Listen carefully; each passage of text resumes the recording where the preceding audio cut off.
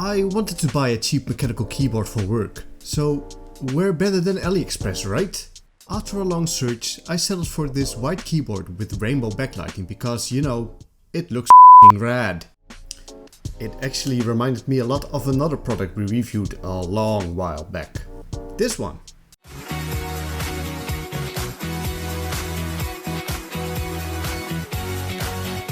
So without further ado, let's show it in action.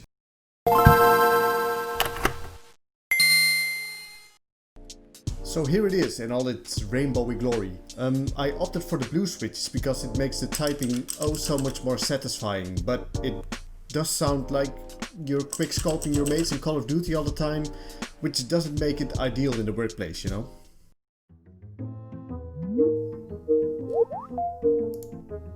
Hey ma'am. Hey, you ready to do the meeting now? Yeah, that's fine. I'll take the notes. Alright. Okay? Okay, let's start. Let's talk about this project. Hello? What are you doing? Hello? Hello?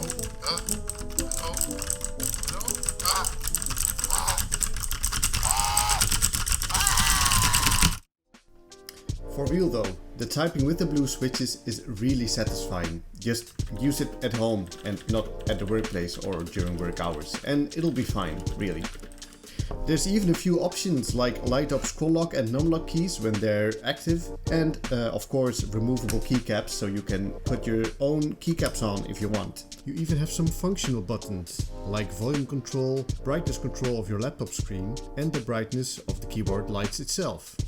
So for the price I can really recommend this keyboard. Small aside here, as you could see, the keyboard I bought earlier this year isn't available anymore, at least not from that store, and I couldn't find any equivalent without it being either a bundle with a mouse or in black. So in the links below you will find those. So yeah, small aside, carry on. So let's talk a bit about Casual Check then.